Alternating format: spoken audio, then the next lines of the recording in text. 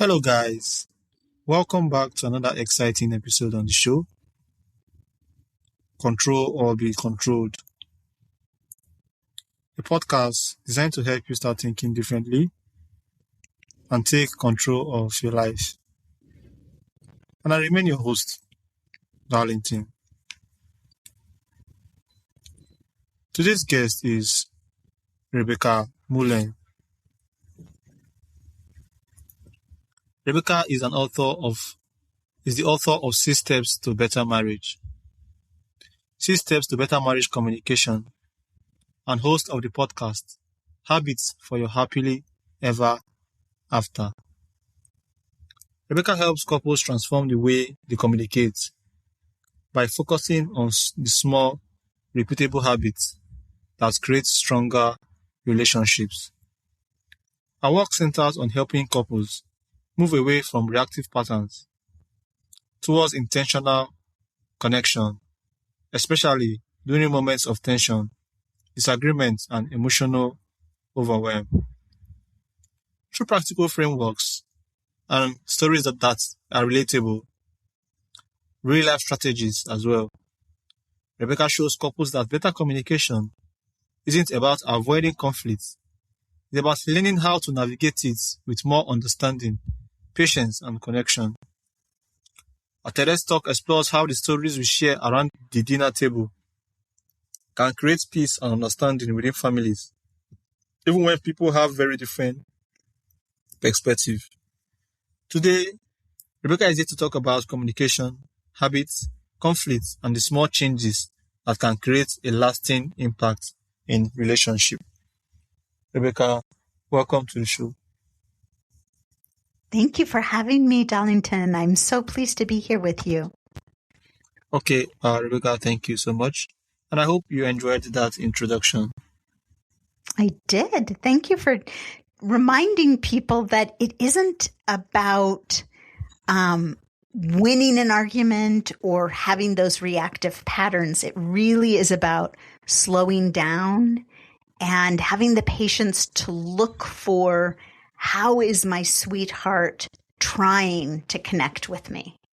When we ask that question, it really changes the flavor of any conflict. Okay, so many couples struggle with the same communication patterns over and over again. So why do you think couples fall into reactive communication loop? Well, I think it's kind of inherent in the question that you're asking, Darlington, that we as couples, the couples that I see in my practice and in my own marriage, we get in a reactive cycle. And those cycles are based on so many things in our past. And what we're trying to do, I always describe to people, it's like being on a merry-go-round. And you're just going around and around and around. And what you want to do is look for that off ramp so that you can stop the spin and find an exit strategy. Okay, so tell us what is happening emotionally when couples move from trying to understand each other into defending themselves or trying to win an argument. Right? Yeah, that's the key thing, right? I think when people are more concerned with being right than understanding their sweetheart, that's what begins to escalate that spin cycle. And I think if we can have a lot of compassion for people, because at an ancestral level, like when we think way back to our ancestors, if you didn't belong as part of the group and you were exorcised from the group, that really meant that you were going to die. You know, that the jungle or the desert or whatever natural environment it was, you were going to get eaten up or die because of thirst. And so we have this inbred need to be right so that we are not exorcised from the group. But here's where that's working against us today is we're not actually threatened if we are wrong. or if we're just misunderstood. The key to connection and belonging these days is asking the question, what is it about my sweetheart's point of view that I don't understand yet? And when we can ask that question, what is it I don't understand about my sweetheart's point of view? That slows us down and it makes connecting more important than the spin. Because, Darlington, when we get spun up, it's each of us, our fear is being triggered and we're like, afraid you don't understand me. So I get louder and I get bigger. And that makes my sweetheart afraid.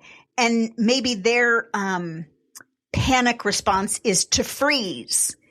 That's what it is in my marriage. And my if I got frustrated, I would get bigger and louder and fight. And my husband would get smaller and freeze and say nothing. And then I would get infuriated because he wasn't engaging. And then he would get more frozen because I was getting angrier. And can you see how that spin in our cycle? We're not going to find a way out of that. Does that make sense? Yeah, that makes sense. Thank you. Yeah. So, you talk about intentional connection. Yeah. What does that actually look like in a real-time conflict when emotions are very, very high? So I think intentional connection begins before the fight begins. So it's really hard when you've been triggered and you're upset. Like if I'm already yelling at my husband, it's hard for me to remember, oh yeah, I want to be connecting with you. But if during some other period of calm in our week, like maybe we're taking a Sunday afternoon picnic and we're relaxing, or we're taking a walk hand in hand, that's a great time to talk to your sweetheart about what do we want the value to be in our relationship? What do we want to have as our pattern? How do we want to treat each other? And when I ask couples those kinds of questions, I hear things like, we want to be kind to each other. We want to be patient. We want to be loving, right? So those intentions are easy to access when you're not in the middle of a conflict. And so being able to ground those intentions during conversations at another point in the week when you feel some connection is really important. Then, Darlington, if you can agree to have a pause button or some kind of, like I teach people this, the timeout signal, which is like I'm making a T, the letter T with my hands, just some kind of, let's take a break. Or maybe you wave at your partner and that means I surrender. I need a break. And then each person just takes a moment to self-reflect and fill their own cup. Like maybe you're just hungry or maybe you're feeling overwhelmed. And if you can just kind of take 3 slow, deep breaths, then you feel, okay, you're like, oh yeah, I love this person. I want to be connected to this person. The connection becomes more important than any one particular conflict. Does that answer your question? Where am I off base? Yes, thank you, Rebecca. So, what are some simple habits that couples can now practice daily that will have the biggest impact on improving their relationship? A small habit that improves your relationship? Yes. Is that what you want me to talk about? Yes. Yes. So my favorite habit when people come into my office and they want to deepen the connection, they feel like things have kind of gone stale or, they're kind of living like roommates instead of like lovers. I'll ask them to just notice and tell me about the character of their hello and their goodbye. And if you have time, Darlington, I'll tell you a quick story of how my husband and I used this in our marriage. Do you have time for that? All right. Okay. So when our children were little, my husband was in graduate school, and so he was gone studying all the time. And I was at home with these two little babies, and I didn't have childcare for the work that I was doing at home for my job. So I just got up early while everybody was still sleeping, did my work, and then when the kids woke up, then I went into mom mode. And what that meant was that I was often really tired and often very overwhelmed. And so in the evenings when David would come home, I would often he'd walk in the door, I'd hand him a baby, and I would walk out the door to just go get some sanity of my own. And over time, David began to look kind of like he would walk in the door kind of sheepish, like he was walking on eggshells and he was afraid of breaking something. And he just looked scared when he walked in the door. And I thought, oh, he looks scared because every day this week I've met him at the door as if I were angry with him. And I wasn't angry with him. I was angry with our situation or frustrated or overwhelmed. And I was just dumping it on him instead of taking a moment to say, hello, David, you're my person, looking in his eyes and letting him know, I love you. I chose you. I'm so glad you're home. And then after that moment of connection, eye to eye with a hug and a kiss is over and completed, really only takes 20 or 30 seconds. Then I can say, I need you to take this kiddo because I got to go refill my tank by taking a walk outside. And I promised myself, Darlington, that I was going to do that for 30 days in a row. And I did it. Like every time I was so proud of myself that I was taking that time to look him in the eyes and say hello and say I was glad he was home. And do you think it made a difference?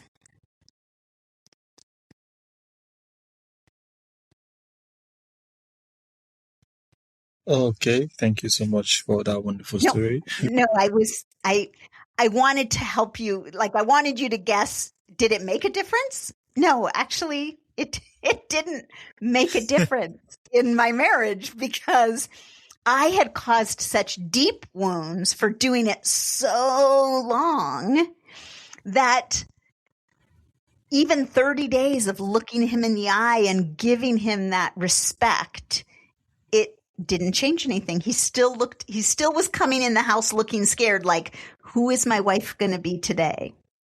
So I continued my experiment and I stopped counting the number of days, but I wouldn't be surprised if I did that for 90 days, just kept my hello experiment going. And then one day my husband walked into the house with the look on his face of, I can't wait to see you, Rebecca. And that's when I knew that I had not only repaired the damage I'd done, but I had created this pattern for us where we always, always take that 20 or 30 seconds to say hello, to look in each other's eyes, and to say, you are my person, or some equivalent of that. Even if it isn't said out loud, it's just said with our energy. And what that does is it keeps the relationship connected. Does that make sense? Yeah, sure. That makes sense. Thank you so much. So, I hope people can learn from your story. Okay. Say that again. So I hope people can learn from your story. Yeah, I hope so, because I don't want other people to have that look of terror in their sweetheart's eyes. Okay, but conflict is inevitable in every relationship, right? Uh-huh. So what separates a healthy conflict from a damaging conflict? Oh, I love that question. What separates a healthy conflict from a damaging conflict? So John and Julie Gottman do all kinds of experiments with couples, and they have named the 4 horsemen of the apocalypse. And there are behaviors when we're having conflict that make the conflict negative, right? But there are also things that we can do to have conflict and be healthy. So one of the most damaging is contempt. If I'm having a conflict with you, but then I'm calling you names or diminishing you, like calling you stupid, or, oh, I can't even believe that you would think that. That's just like you to have such a stupid idea. That is contempt in a conflict. Now, that's very different than being able to look your partner in the eye when you're having a conflict and say, I hear your point and I disagree with you. I come at it with a different point of view. Do you see how I'm not name calling? I'm not diminishing my sweetheart when I do that. There's another one where, I can get defensive. And that's what causes those relationship negative cycles to spin, is if you come at me and like, say my husband said to me, hey, Rebecca, I can't seem to get your attention, and there's this banking issue that we need to solve, and I can't get your attention. Well, that is a potential conflict, right? And I could say, well, you're always chasing me down. You never give me enough time. I could get defensive and put up this wall that says, I'm stopping you. But if instead I say, you can't find a time to talk to me? Oh, okay, well, let's get something on the calendar, because I feel like you're always chasing me down right before I'm trying to leave for work, and it's just bad timing. So can you see how there's a difference between those 2 ways of dealing with conflict? Yes. Thank you. So conflict, you asked, what is healthy conflict? Healthy conflict is when you feel your sweetheart pressing on you, being able to stop, to pause, to take that deep breath and to say, what is it in this moment that could draw us further together? And what is keeping us apart? And then how can we address that together instead of as enemies?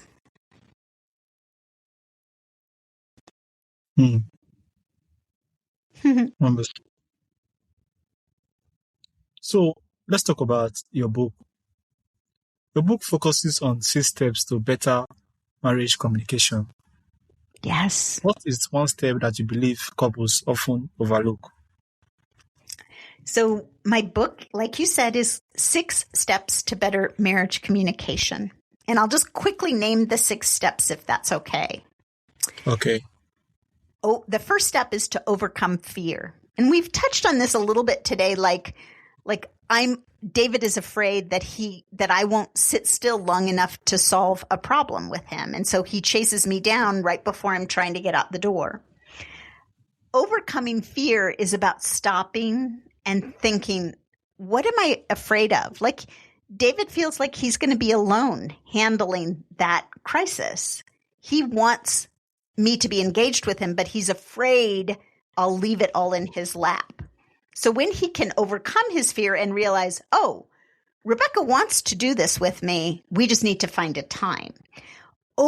When our fears drag us into dirty conflicts, right? And when we can overcome them, then we do a better job connecting. The second step is about get clear. Oftentimes we don't know what we want in a relationship. We just know we want this person to make me happy. But a really clear desire, like, I want you to sit down and talk through this money problem with me, that's clarity, which leads to step 3, which is ask cleanly. we could talk at a different point about my clean ask formula, but most of us ask dirty.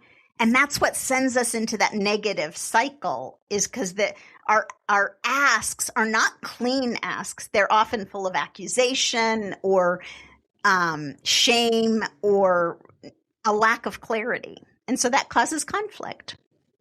Step 4 is to beware conditions. Oftentimes we love each other conditionally.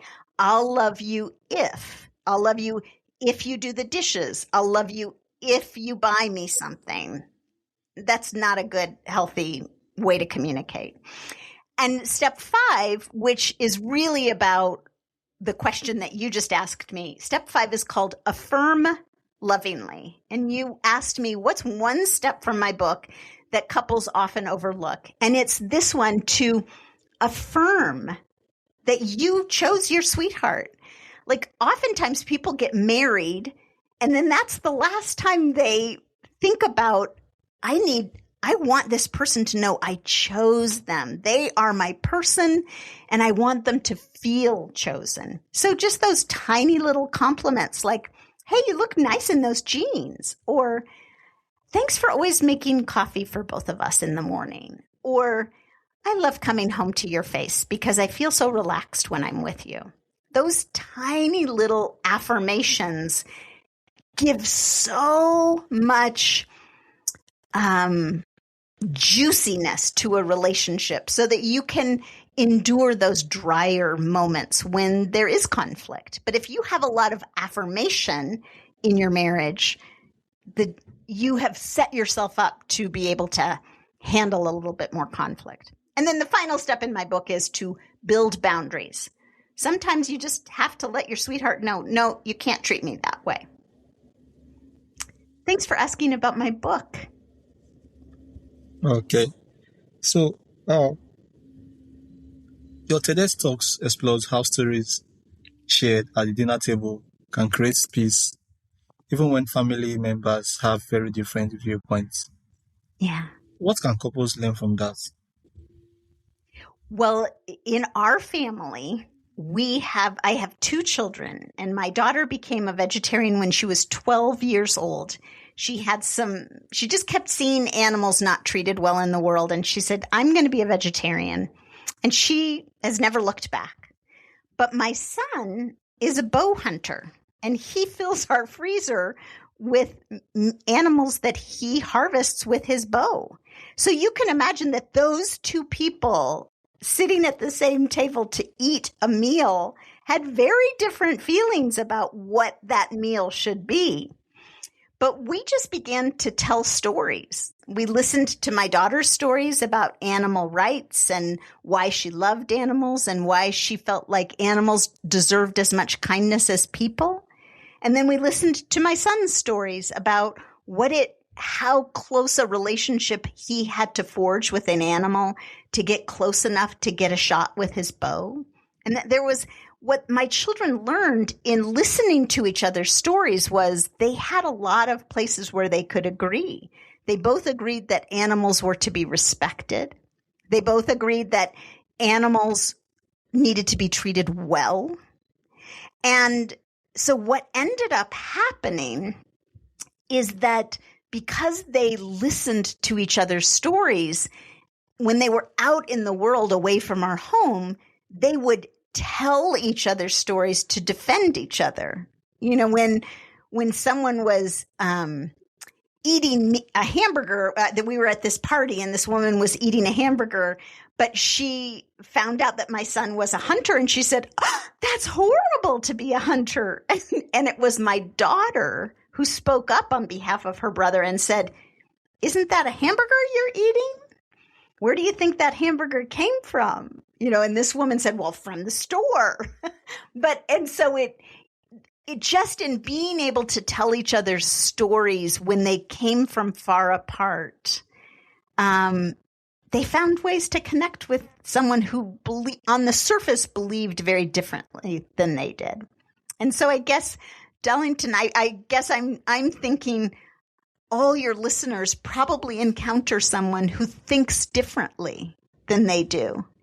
And so how can a story find a bridge between their differences. That's what I would encourage people to look for, the ways that someone else's story provides some commonality between them. All right, Rebecca, here is my final question for you. Yes. If a couple listening today wants to make one change that could improve their relationship immediately, what would you recommend they start doing? Yes. If a couple wants to strengthen their relationship, I'm going to go back to that hello habit. I'm not even asking you to change the way you say hello. I'm just asking you to notice the way that you say hello. Notice the way you feel in your body when you say hello to your sweetheart. When you say hello to your sweetheart, are you kind of saying hello, but you're also scrolling on your phone, and so they don't have your full attention? When you say hello to your sweetheart, are you too busy to get up and give them a hug? Just by noticing the character of your hello, you're going to get a glimpse of how connected you will be to that person 5 or 10 years from now. That's my habit that I would recommend. All right, Rebecca, thank you so much for sharing your wisdom and for reminding us. Thank you for sharing your wisdom with us and for reminding us that strong relationships are built through small intentional choices made every day. The message shows that better communication isn't about having a perfect marriage. It's about creating habits that help couples understand each other, reconnect, and grow together. So for those that would like to learn more about Rebecca Mullen and your book, 6 Steps to Better Marriage Communication, how can they do that? Yeah, they can go to my website, which is RebeccaMullenCoaching.com. They can find me on Instagram or TikTok. They can go to Amazon and order the book, 6 Steps to Better Marriage Communication. Or if you're a podcast listener and you like listening, my book is available on Spotify. Search for the title, 6 Steps to Better Marriage Communication by Rebecca Mullen, and you can listen on Spotify. Okay, once again, thank you so much for coming. And thank you to all my audience as well. Make sure to check out Rebecca as well. I'm sure this book is a must-have for every couple, because conflict is very, very, very inevitable in marriages. And one of the bedrock of a better marriage is good communication. So make sure to check out our book, check out our work, and share this episode to someone out there who might be having difficulties in their marriage, or someone that you want to help so that they don't have difficulties in their marriage. Thank you so much, Rebecca, for coming to my show. Thank you for having me, Darlington. It was a pleasure to be here with you. Thank you. Bye-bye. Bye.